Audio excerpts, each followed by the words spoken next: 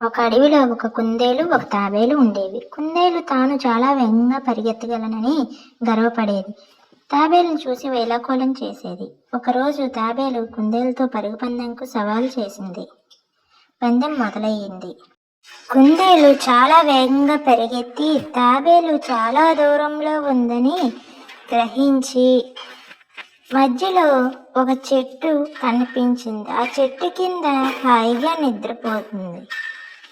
తాబేలు మాత్రం ఎక్కడా ఆగకుండా నిలకడగా నడుస్తూ నిద్రిస్తున్న కుందేలును దాటి నెమ్మదిగా గమ్యాన్ని చేరుకుంది.